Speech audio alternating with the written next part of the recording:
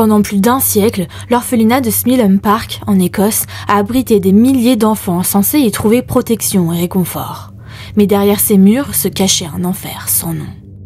En 2003, l'ampleur du drame est finalement révélée quand d'anciens résidents de l'orphelinat découvrent non loin de la propriété une fosse commune non signalée, laissée à l'abandon, où se trouveraient les dépouilles de plus de 400 enfants.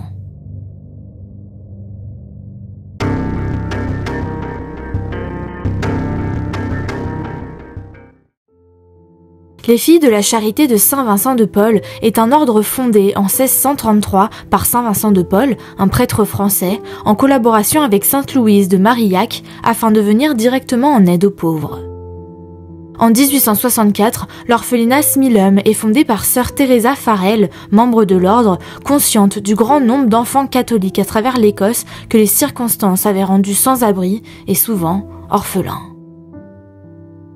L'orphelinat Smilham a opéré de 1864 à 1981 et a accueilli plus de 11 600 enfants âgés de 0 à 14 ans. L'orphelinat occupait une propriété connue sous le nom de Smilham Park, près de Lanark, dans le comté du Lanarkshire, en Écosse. En 1888, 440 enfants y résidaient. Pour vous donner un contexte historique, entre la fin du 19e siècle et le début du 20e, les comtés de Glasgow et du Lanarkshire sont des pôles industriels majeurs, mais aussi des zones de misère urbaine. Les familles nombreuses vivent souvent dans des taudis. En 1929, la crise n'épargne personne. Le chômage monte en flèche, la pauvreté suit, ayant pour conséquence de nombreux placements d'enfants en institution faute de ressources parentales. La société reste hiérarchisée, marquée par la honte de la pauvreté et de la maternité hors mariage, ce qui conduit beaucoup d'enfants à être confiés à des orphelinats, la majorité étant gérée par des institutions religieuses. Concernant le contexte sanitaire, à la fin du 19e siècle, la mortalité infantile est très élevée, jusqu'à 150 décès pour 1000 naissances. La tuberculose sévit et emporte de nombreux enfants, ainsi que la pneumonie et la malnutrition. Cela pourrait s'expliquer par le manque d'accessibilité des hôpitaux, des soins rudimentaires octroyés aux malades, en particulier dans les zones rurales, ainsi que la vaccination encore limitée. Après 1948, la création du National Health Service, NHS, améliore l'accès à la santé, mais trop tard pour plusieurs générations d'enfants institutionnalisés. Dans beaucoup d'orphelinats, les conditions d'hygiène, la promiscuité et le manque de soins médicaux restent dramatiques jusque dans les années 1960-70. Et l'orphelinat de Smilham n'y fait pas exception, loin de là. Pendant de nombreuses années, le bruit court qu'un nombre inconnu d'enfants sont morts dans ce foyer, mais les circonstances exactes de leur décès et le lieu où ils ont été inhumés restent un mystère. Puis, en 2003, deux anciens résidents de l'orphelinat, Frank Docherty et Jim Kane, s'efforcent de révéler les mauvais traitements physiques dont, selon eux, de nombreux anciens résidents ont été victimes. Frank et Jim affirment que bon nombre des enfants qui sont passés par Smilham Park ont été victimes de violences physiques, notamment des coups de poing et des humiliations publiques. C'est alors qu'ils font une découverte troublante. Une concession funéraire envahie par la végétation et sans inscription dans un cimetière voisin qui, selon eux, pourrait contenir les corps d'enfants. L'organisation religieuse qui gérait le foyer, les Filles de la Charité de Saint-Vincent de Paul, confirme ensuite que des résidents de Smilham y sont effectivement enterrés, selon la BBC et les journaux écossais. En 2004, le groupe religieux déclare que les archives suggèrent que 120 enfants étaient morts à l'orphelinat et que leurs restes avaient été enterrés dans la concession, située à environ 1 km de Smilham, au cimetière Sainte-Marie de Lanark. Mais les deux anciens résidents qui ont découvert les tombes anonymes pensent que le nombre d'enfants enterrés était beaucoup plus élevé. Malheureusement, tous deux décédés en 2017, ils ne sauront jamais qu'ils avaient raison. On y reviendra. Quoi qu'il en soit, cette découverte provoque l'indignation publique, portant non seulement sur la manière dont les enfants ont été enterrés, mais aussi sur le régime supposé strict et punitif qui aurait été appliqué par les religieuses. Ces révélations suscitent également des comparaisons avec un foyer pour mères et enfants à Tuam, en Irlande, où une expertise médico-légale a révélé l'existence de 17 chambres souterraines contenant, je cite, d'importantes quantités de restes humains. En réalité, les dépouilles de nouveau-nés et de bambins nés de mères célibataires datant de 1925 à 1961. Selon les estimations, le nombre de corps à Tuam serait compris entre 700 et 800. Ces allégations d'abus font si grand bruit que le gouvernement écossais décide de créer, en 2015, la commission d'enquête écossaise sur les abus commis sur les enfants, chargée d'investiguer 60 institutions en Écosse, notamment des orphelinats gérés par des ordres religieux comme Smilum et des écoles privées prestigieuses. Mais la commission n'est pas la seule, cependant, à enquêter sur les pratiques de l'orphelinat. Selon une longue enquête conjointe menée par la BBC et le Sunday Post, publiée en septembre 2017, il n'y avait pas seulement 120 enfants dans la fosse commune, mais plutôt 400. En passant au crible les certificats de décès archivés, les journalistes ont trouvé 402 certificats indiquant Smilum comme lieu de décès ou de résidence habituelle. Après avoir vérifié auprès des cimetières environnants et des autorités locales, ils ont constaté que seuls 2 de ces 402 enfants avaient été enterrés ailleurs, à Glasgow notamment. Les autres ont simplement disparu. Frank et Jim avaient raison. Frank Docherty avait 9 ans lorsque lui et ses frères et sœurs ont été, je cite, abandonnés à l'église et condamnés à une vie misérable, faite de coups, d'humiliations et de cruauté, selon sa nécrologie. Il a eu son premier aperçu du régime brutal de l'orphelinat Smilum lorsque l'une des religieuses l'a frappé à plusieurs reprises à coups de pied et l'a battu avec une brosse à cheveux dès le premier jour, peut-on lire dans sa nécrologie. Son seul crime avait été de verser des larmes enfantines. Au fil des ans, la presse écossaise a publié des témoignages horribles de survivants de l'orphelinat. Un ancien résident, Tom Brannan, a déclaré au Carlut Gazette que lui et son frère étaient à l'orphelinat au milieu des années 1950 et a affirmé qu'une des religieuses du personnel le battait avec un piquet de cricket. Il se souvient qu'un autre membre du personnel me soulevait les oreilles et me donnait des coups de pied, dit-il. Ce membre du personnel aurait été enterré dans le même cimetière que les centaines d'enfants de l'orphelinat. Il a déclaré « Il trouvait n'importe quelle excuse pour me maltraiter. Cet homme était un tyran et un monstre, et l'idée qu'il soit enterré à côté de certains des enfants dont il a fait la vie un enfer me rend malade. » L'un des décès enregistrés à l'orphelinat Smilum est celui de Francis McCall, décédé en 1961 à l'âge de 13 ans. Son certificat de décès indique qu'il est mort d'une hémorragie cérébrale. Son frère Eddie avait entendu dire qu'il avait été frappé à la tête avec un club de golf. Il a déclaré aux enquêteurs qu'il n'avait jamais réussi à trouver la moindre trace de l'endroit où son frère avait été enterré. La commission publie finalement son rapport le 10 octobre 2018. Et ce rapport fait froid dans le dos. D'après les registres mortuaires de l'orphelinat, un enfant mourait en moyenne tous les 3 mois à Smilum.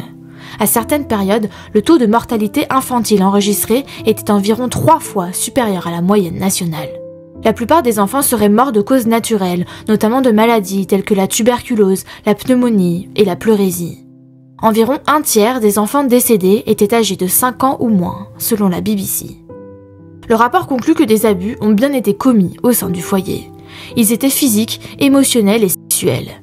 En particulier, les enfants étaient battus, humiliés, punis pour avoir mouillé leur lit, nourris de force, soumis à des routines de toilette et de bain abusives. Certains étaient victimes d'abus sexuels et soumis à toute une série de traitements équivalents à des abus émotionnels. D'après de nombreux témoignages d'anciens résidents de l'orphelinat, les enfants de tout âge ont subi des violences physiques. Ils ont été frappés avec ou sans instrument, soit pour des raisons que l'enfant ne pouvait comprendre, soit dans le cadre de punitions excessives. Les requérants ont expliqué que les instruments utilisés comprenaient des lanières de cuir, autrement appelées de log jelly toes, et permettez-moi de faire une petite aparté ici. Le toes, mot écossais signifiant lanière d'un fouet, était un élément essentiel du métier d'enseignant. C'était l'arme de choix pour punir les élèves indisciplinés et imposer une atmosphère stricte dans les salles de classe. C'est en somme une version modifiée de la ceinture, un fouet en cuir épais dont une extrémité était fendue en 2 lanières, ou toes. Le toes était conçu pour faire mal aux mains sans faire couler le sang. Mais à l'orphelinat, il y avait aussi des objets comme des brosses à cheveux, des bâtons, des chaussures, des chapelets, des crucifix en bois et une laisse pour chien. Certains ont également déclaré avoir eu la bouche lavée avec du savon pour les punir d'avoir utilisé un langage grossier. À l'orphelinat, recevoir des coups est devenu une partie normale de la vie quotidienne pour de nombreux enfants. Un ancien résident, David, indique « On recevait tellement de coups dans cet endroit qu'on ne se posait même pas de questions. C'était tout simplement la norme. Les religieuses et le personnel battaient les enfants, on recevait des coups pour n'importe quoi. » La déclaration de Frank Docherty, faite avant sa mort, rapporte que si les enfants ne pouvaient pas réciter les textes latins que sœur Magdalene leur avait assignés, je cite, « Elle sortait une brosse à cheveux en acajou de 23 cm qu'elle gardait dans le tablier à fines rayures bleues et blanches qu'elle portait. Elle vous faisait croiser les mains devant vous, puis elle levait la brosse haut et vous frappait sur le talon de la main. » Dexter, dans sa déclaration, parle de la même sœur. Elle frappait avec la férocité de quelqu'un qui était né avec une arme à la main. Son arme préférée était sa brosse à cheveux en écailles de tortue. Elle était rangée dans une sorte de grande poche marsupiale dans son habit bleu. De toutes les armes à sa disposition, aucune n'était plus redoutable dans sa capacité à détruire le bonheur humain et la dignité humaine d'un enfant que cette brosse à cheveux. Dans le même ordre d'idées, Duncan raconte « Les religieuses vous frappaient à l'arrière de la tête ou sur les fesses avec une pagaie en bois ou quelque chose comme ça. Elles la gardaient dans une poche de leur habit. Vous deviez baisser votre short et vous receviez des coups. » Jim Kane raconte que sa pire expérience avait été lorsque sœur Magdalene lui avait refusé l'autorisation d'aller aux toilettes alors qu'il le lui avait demandé. Elle l'avait obligé à rester debout et à attendre que les autres garçons aient fini, au point qu'il s'était mis à pleurer et s'était fait dessus. Elle l'avait ensuite battu, le frappant à divers endroits du corps, y compris à la tête et au visage. William Connolly se souvient d'un incident après l'heure du bain, alors qu'il s'habillait et se coiffait. Il raconte « Dans la salle de bain, c'était toujours la précipitation et il y avait toujours des membres du personnel qui criaient. Une sœur est venue, elle m'a poussé sur les bancs et elle a commencé à me couper les cheveux. Je ne m'en suis pas rendu compte tout de suite, mais elle avait une paire de ciseaux dans la main. Elle m'a maintenue, elle me coupait les cheveux et je levais les mains et elle me coupait les mains. » Margaret, elle, s'est cassé le bras lors d'un incident au cours duquel sœur Claire l'a agressée. La sœur est entrée dans la sacristie et a trouvé un prêtre en train d'abuser sexuellement Margaret. Elle avait environ 8 ans. Elle devait caresser et masturber le prêtre. La sœur s'est immédiatement mise en colère, non pas contre le prêtre, mais contre Margaret. Elle raconte « Elle m'a attrapé le bras gauche, m'a tiré de ses genoux et m'a projeté contre le mur en criant « Sors d'ici, sale traînée, fiche le camp d'ici !» Une autre sœur, Marie, l'a découverte dans le couloir, l'a traînée dans les toilettes, l'a battue et n'a pas voulu croire que son bras était blessé. Ce n'est que le lendemain qu'elle a été emmenée à l'hôpital où l'on a constaté qu'elle souffrait d'une fracture en spirale. Elle se souvient qu'on lui avait dit de dire qu'elle était tombée d'un arbre afin de protéger un homme de Dieu. Pat raconte l'un des coups qu'il a reçus de sœur Joséphine comme étant particulièrement violent. Il avait eu des ennuis pour avoir cassé une lampe en lançant un coussin. Elle l'avait traîné jusqu'à la buanderie, lui avait dit de se déshabiller complètement et l'avait laissée là pendant environ 3 heures. Quand elle était revenue, il avait crié et, je cite, « Je l'ai en quelque sorte touchée pour la repousser et cela a semblé la mettre hors d'elle. Elle a sorti la brosse et a commencé à me battre et je veux dire que ce n'était pas juste un petit coup, c'était sans arrêt. Elle a dû s'arrêter à un moment donné, elle était complètement épuisée. Et j'étais là, pleurant à chaudes larmes, allongée sur le sol, nue, et la minute d'après, elle a juste repris la brosse et a recommencé à me frapper. »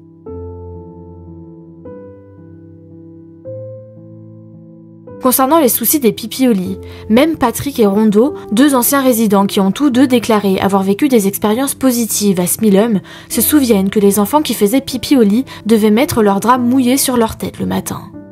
Frank Docherty, lui, a expliqué dans sa déclaration pré-mortem, je cite, « Quand je faisais pipi au lit, sœur Magdalene m'obligeait à remonter ma chemise de nuit en coton jusqu'au-dessus de ma tête et à m'allonger à plat ventre sur le lit. Elle me donnait ensuite des coups de ceinture.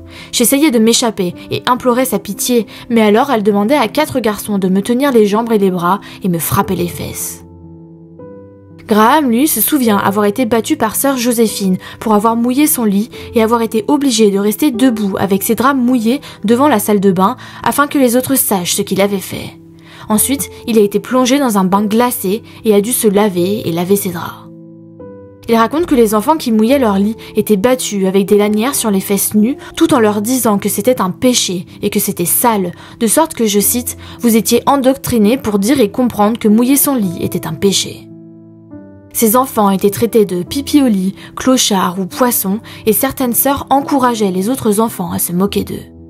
Frank Docherty a expliqué dans sa déclaration « La religieuse a attrapé les draps mouillés du lit et me les a jetés sur le visage. Elle a fait de moi un exemple dès le premier jour. Elle m'a traité de pisseux et de racaille. On m'a promené dans les salles. On était ridiculisés. Les autres enfants riaient de vous par nervosité et par peur. Quand ils se moquaient de vous, vous étiez paralysés par l'humiliation. » Si sœur Joséphine était présente au petit déjeuner, elle disait à tous les enfants qui étaient déjà là « Voilà les poissons !» Les autres enfants riaient et gloussaient. Le pire pour moi, c'était l'humiliation. Je ne pouvais pas le supporter. Jerry se souvient être sorti de son lit pour uriner sur le lit de quelqu'un d'autre plutôt que de subir le traitement qui lui serait infligé s'il mouillait le sien. Il raconte qu'il a vu une fois sœur Geneviève attraper un enfant par les cheveux et lui frotter le visage sur le drap souillé tout en le traitant de toutes sortes de noms et en étant vraiment en colère. Il se souvient, je cite, « Ce pauvre garçon pleurait à chaudes larmes et il était complètement dévasté. »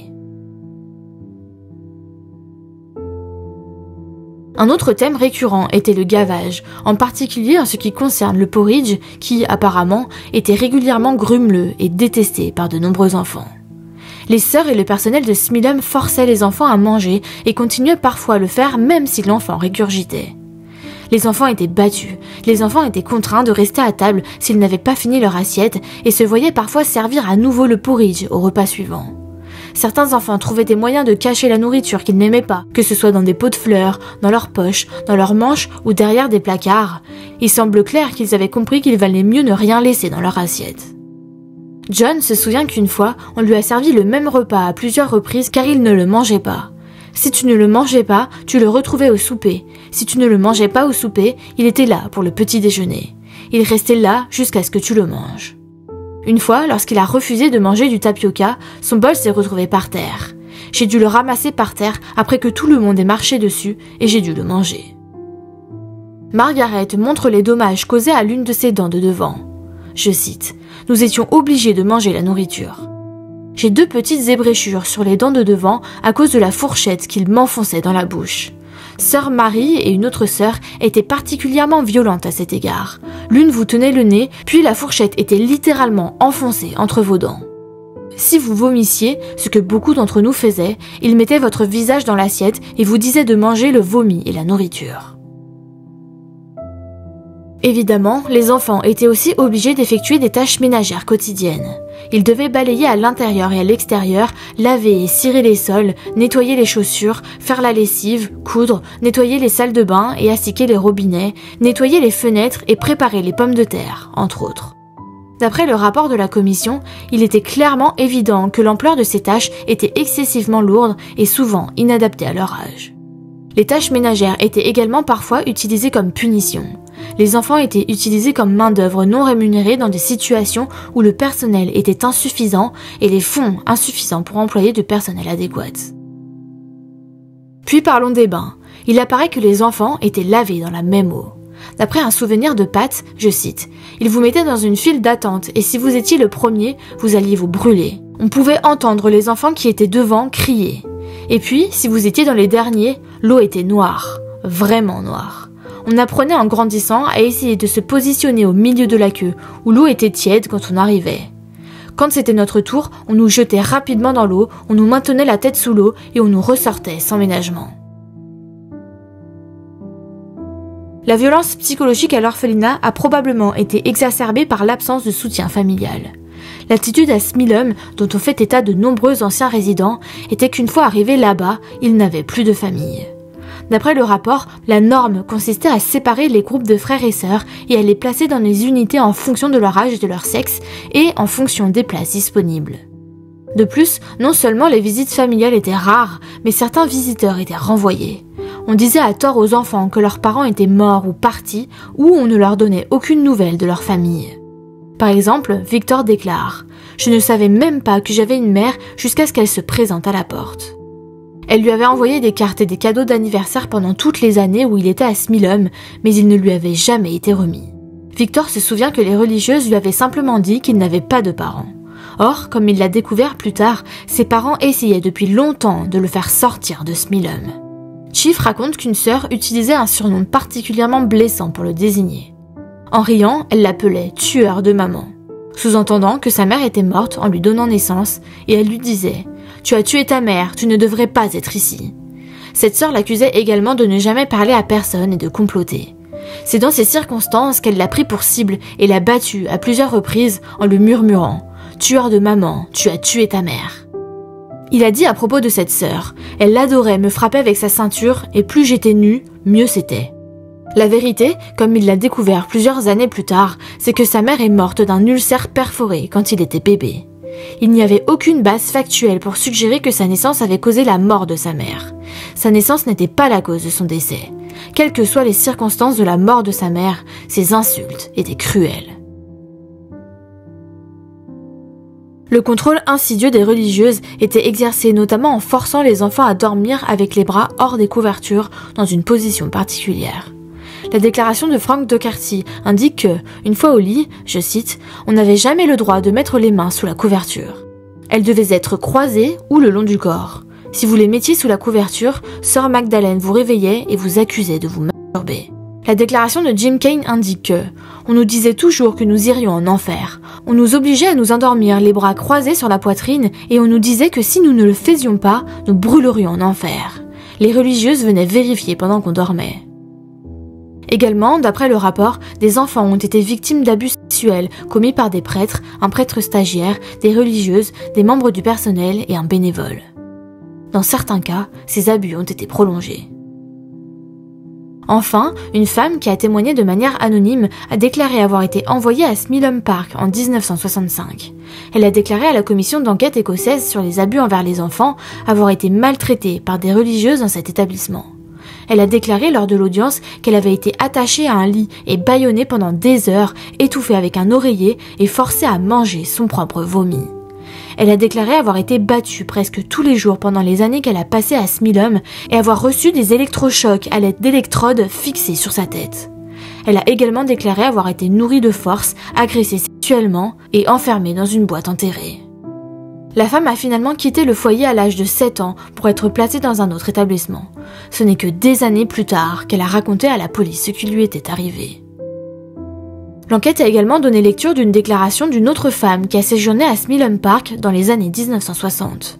Elle a déclaré qu'à l'âge de 8 ou 9 ans, elle et d'autres enfants avaient été forcés d'embrasser le corps d'une religieuse décédée, allongée sur un lit qui, selon elle, sentait très mauvais.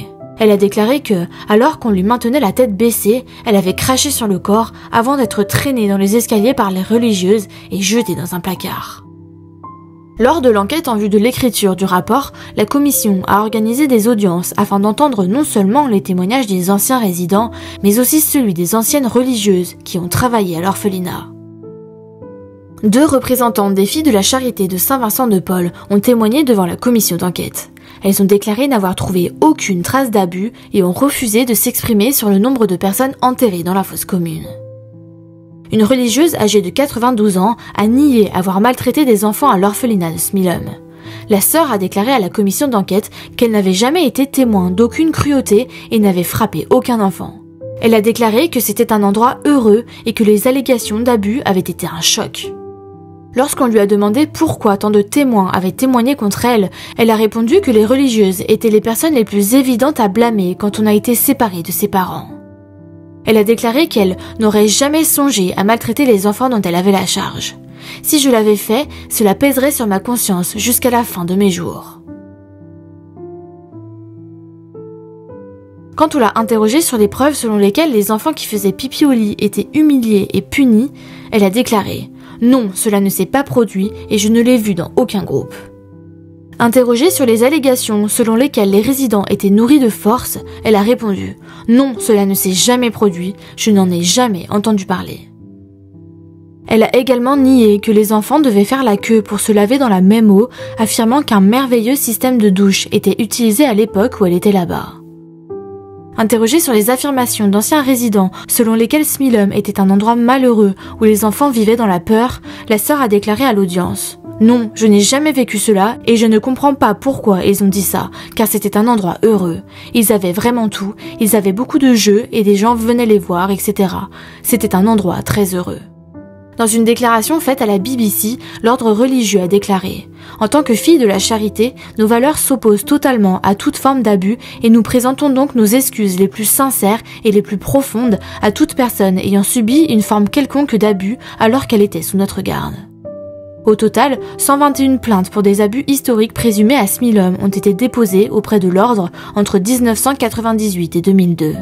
Cela représente 37 plaintes contre des sœurs, 23 plaintes contre des membres du personnel laïque, 4 plaintes contre des prêtres et 2 plaintes contre des chefs scouts. Le 13 décembre 2023, sœur Sarah McDermott, 79 ans, sœur Eileen Igo, 79 ans, et Margaret Hughes, aide-soignante, 76 ans, ont été reconnues coupables d'avoir infligé des traitements cruels et contre nature à des enfants dont elles avaient la charge à l'ancien orphelinat Smilham Park. L'inspecteur Jim McLaughlin a déclaré « Il s'agit d'une affaire complexe et je tiens à saluer le courage des survivants qui ont dû se remémorer et revivre des périodes traumatisantes de leur vie pendant le procès. » Les enfants orphelins ont été placés sous la garde des responsables de Smilham House qui était censé être un lieu sûr. Les punitions et la cruauté qu'ils ont subies à un si jeune âge sont incompréhensibles et ont affecté de nombreux survivants tout au long de leur vie. Quoi qu'il en soit, un certain nombre de requérants qui ont déclaré avoir été victimes d'abus lorsqu'ils étaient placés à Smilham ont tenu à préciser que toutes les sœurs et tous les membres du personnel qu'ils ont côtoyés n'étaient pas mauvais. Certains étaient des personnes bonnes et gentilles et ils leur en étaient reconnaissants. Alors, y a-t-il une explication à apporter pour tenter de comprendre comment ces abus ont pu devenir la norme au sein de l'orphelinat ? Le rapport suggère une première piste, à savoir le manque de formation et le manque de connaissance du contexte familial des enfants. Certains témoignages indiquaient que les auteurs des violences avaient perdu leur sang-froid et que les coups avaient été portés dans un accès de rage. Il ne fait aucun doute que ces femmes étaient soumises à une forte pression. La grande majorité des sœurs étaient jeunes, inexpérimentées et n'avaient reçu aucune formation préalable en matière de prise en charge des enfants. Ils n'ont pas non plus reçu d'informations adéquates sur le contexte familial des enfants, en particulier sur les événements traumatisants qui avaient conduit à leur placement. Ces informations les auraient certainement aidés à mieux comprendre les enfants, en particulier à comprendre le comportement et les besoins de chaque enfant. Plusieurs sœurs qui ont témoigné l'ont reconnu. Également, dans la même veine, la faute serait due au manque de personnel et à la surpopulation. Il existe également de nombreuses preuves montrant qu'il n'y avait pas suffisamment d'adultes pour s'occuper des nombreux groupes d'enfants. Même sœur Joséphine, qui a nié catégoriquement toutes les allégations portées contre elle, lorsqu'on lui a demandé s'il était difficile de s'occuper d'autres enfants, elle a répondu « Cela pouvait être intense » et a admis qu'elle pouvait se sentir un peu frustrée. Il semble évident que le manque de personnel et les pressions qui en découlaient sur des sœurs souvent jeunes et inexpérimentées augmentaient le risque qu'elles perdent leur sang-froid et ou recourent à la violence physique pour exercer leur autorité. Mais quoi qu'il en soit, rien ne justifie les abus commis envers des enfants. Et nous avons bien vu que de nombreux d'entre eux étaient simplement gratuits, ce qui est injustifiable. Concernant la fosse commune retrouvée par Frank et Jim, une déclaration conjointe du bureau du procureur de la couronne et de la police écossaise indique « Sur la base des informations disponibles, rien ne permet de conclure qu'un crime a été commis ou que des décès doivent faire l'objet d'une enquête. » Le ministre chargé de l'enfance, Mark MacDonald, a confirmé qu'au moment des décès, les autorités chargées des sépultures privées n'étaient pas tenues de tenir un registre des concessions funéraires. L'enquête s'arrête donc là. Nous ne saurons jamais réellement de quoi sont morts ces enfants et ils n'auront jamais une sépulture individuelle digne de ce nom, ce qui est bien triste. Et c'était la très triste histoire de l'orphelinat de Smilham. Si cet épisode vous a plu, abonnez-vous!